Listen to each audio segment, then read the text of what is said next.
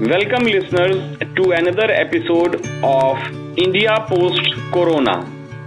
आज के एपिसोड में हम चर्चा करेंगे मानसिक अवसाद या डिप्रेशन पर, और इस चर्चा में भाग लेने के लिए आज हमारे साथ हैं श्रद्धेय अनिल प्रकाश जी, जो कि स्पिरिचुअल गाइड, लाइफ कोच और विविध योगी हैं विपासना ध्यान मार्ग के, और वो मॉडर्न साइंसेज, फिलॉसफी, लॉ में भी गहरी स्टडीज रखते हैं। तो आइए सीधे चलते हैं आज के हमारे गेस्ट श्रद्धेय अनिल प्रकाश जी के पास। गुरुजी प्रणाम। हेलो जी, प्रणाम। हम में से बहुत से लोग अवसाद या डिप्रेशन के आगोश में चले गए हैं। तो सबसे पहले हम ये समझना चाहेंगे कि आखिर ये अवसाद या डिप्रेशन क्या है। अनिल जी, बड़ा समसामयिक प्रश्न है।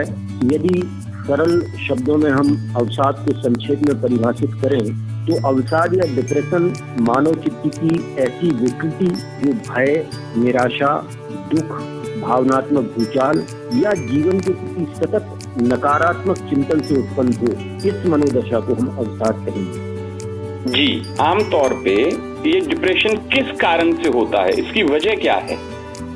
देखिए अनुज जी, अवसाद की मनोदशा के बारे में आदिकाल से मनोवैज्ञानिक एवं चिकित्सीय शोध होते रहे। हम व्यक्ति के व्यक्तित्व को समझने के लिए इसे दो भागों में देखते हैं, एक माइंड और एक मैटर, या इसको हम योग की भाषा में कहें तो एक सूक्ष्म शरीर और एक स्थूल शरीर। अब जब भी हमारे सूक्ष्म शरीर में कुछ भी घटता है, हमारे विचारों में कुछ भी घटता है, हमारे चिंतन में कुछ भी घटता है, तो हमारे शरीर में बायोकेमिक रिएक्शन शुरू है, और वो रासायनिक क्रियाओं का जो दौर होता है उसमें हमारा शरीर उसी के अनुसार रिएक्ट करता है।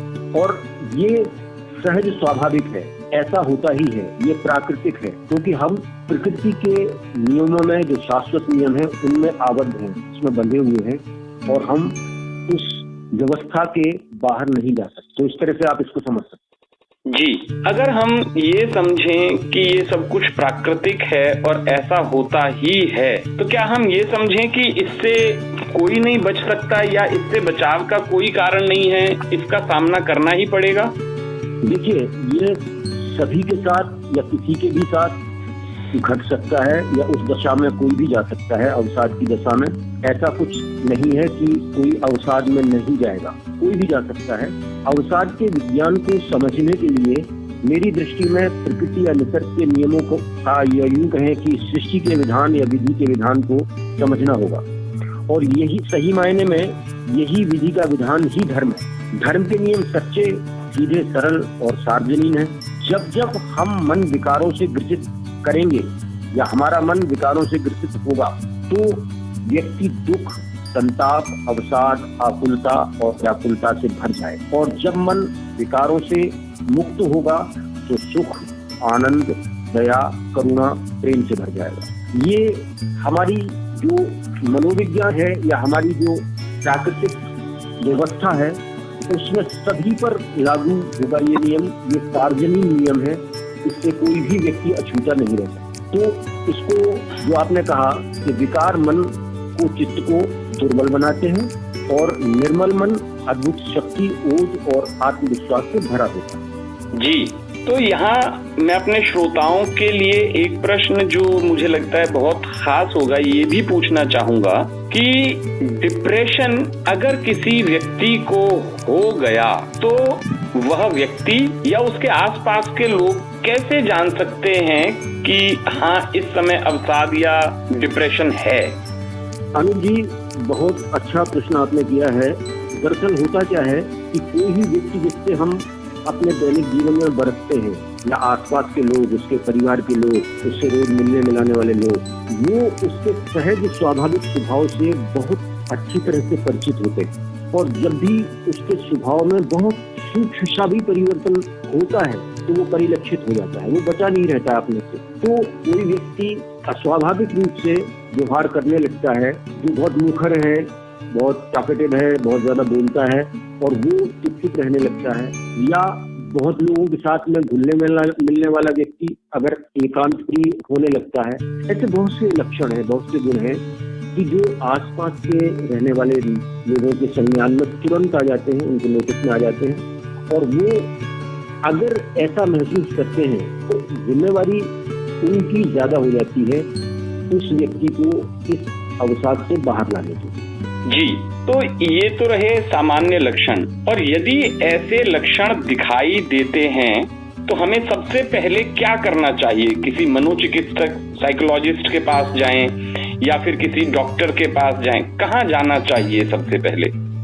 देखिए, जो प्राथमिक तौर पे हमारे लिए संभव है, सबसे पहले हमें उसी उपकरण को चुनना चाहिए, उसी चीज को हमको ऑप्ट करना चाहिए।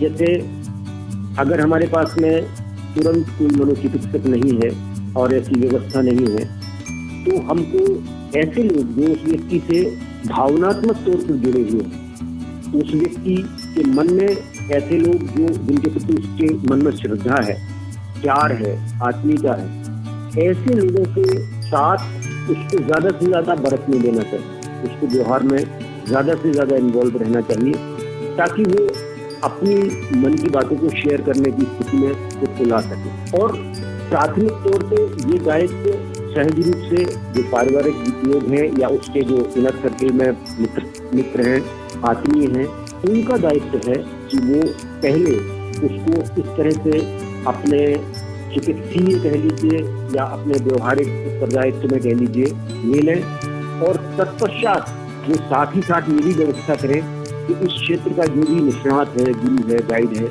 उसको भी अप्रोच साथ साथ करें और उसकी उपलब्धता के अनुसार फिर उसको उसके पास ले जाए। क्या मॉडर्न मेडिकल साइंसेज की भी मदद ली जानी चाहिए? बिल्कुल, होता ये है, जैसा कि मैंने बताया कि जब भी चित्त में कोई भी उथल पुथल होती है तो हमारे शरीर में जो हमारे अंतःस्रावी ग्रंथियां होती हैं, हमारे पाचक रस होते हैं, हमारे एंडोक्राइनल ग्लैंड्स जो भी स्राव करते हैं, वो प्रभावित होते हैं, और उन सारी चीजों को, शारीरिक एब्नॉर्मलिटीज को, ऐसे कई शोधों में ऐसी दवाएं विकसित हुई हैं कि उनको वो ठीक करते हैं, व्यवस्थित करते हैं, और जो रोगी है या अवसादग्रस्त जो व्यक्ति है वो थोड़ा सा सहज, सामान्य होना महसूस करता है या होता हुआ दिखता है। लेकिन ये उसके लिए ये कह सकते हैं कि परमानेंट कोई उपचार नहीं है। जैसा मैंने शुरू में कहा कि परमानेंट उपचार उसका यही है या हर व्यक्ति के लिए ये करना ही है कि वो अपने मन और शरीर का नियमित व्यायाम करे, ताकि वो दोनों को स्वस्थ और ताकतवर बना सके। जी, कहा जाता है कि precaution is better than cure. तो आप किस तरह के प्रिकॉशंस हमारे दर्शकों को सजेस्ट करेंगे कि वो डिप्रेशन तक पहुंच ही ना पाए? देखिए, जैसा कि मैंने ये कहा है कि प्रकृति के बंधे बंधाए नियम हैं और उनका अनुसरण अगर आप करेंगे, उन नियमों का अनुपालन अगर आप करेंगे, तो सुख, संतोष और प्रेम, आनंद का जीवन आप जिएंगे। और जब उनका उल्लंघन करेंगे तो आप संताप, अवसाद, दुख, आकुलता, व्याकुलता का जीवन जिएंगे। अब हमको ये जो जीवन जीने की कला है, इसको किसी गाइड या गुरु के पास जाकर के सीखना होगा, और ऐसा भी नहीं है कोई विशेष यत्न करने पड़े। हमारे संस्कारों में ये घुला मिला है, रचा बसा है कि हम किस तरह की अपनी दिनचर्या रखें, एक व्यवस्थित अनुशासित दिनचर्या हो जिसमें हम शारीरिक व्यायाम को भी स्थान दें और अपने मन को निर्मल करने के लिए, उसको शुद्ध करने के लिए, उसको विकारों से मुक्त करने के लिए जो भी विद्याएं हैं उनका अनुगमन करें, उनका अनुश्रवण करें और उनका पालन करके अपनी चर्या में उनको शामिल करें। यही व्यवस्था है और इसमें कोई बहुत छोटा रास्ता नहीं है, शॉर्टकट नहीं है। इसको आपको नियमित रूप से इसका अनुपालन करना पड़ेगा। जी, आपने बहुत कम समय में हमारे श्रोताओं को मेरे ख्याल से बहुत महत्वपूर्ण जानकारी दी, और मुझे उम्मीद है कि अगर हम आपके सुझाए मार्ग पर चलते हैं तो डिप्रेशन से ज़रूर हम दूर रह पाएंगे। तो लिसनर्स, ये थे हमारे साथ जाने माने स्पिरिचुअल गाइड, लाइफ कोच और विपासना ध्यान योग के सिद्ध योगी श्रद्धेय अनिल प्रकाश जी। आशा करते हैं कि अगर उनका समय हमें दोबारा कभी मिला तो हम एक बार फिर उनसे बात करेंगे। अभी हमसे बात करने का हृदय से धन्यवाद प्रकट करते हैं और जल्द ही अगली कड़ी में हमारे जीवन से संबंधित किसी और विषय के दिग्गज को लेकर आपके साथ होऊंगा। तब तक के लिए आज्ञा दीजिए गुरुदेव। आपसे हो सकता है फिर कभी भेंट वार्ता हो। जी, मंगल हो, कल्याण हो, जय हो।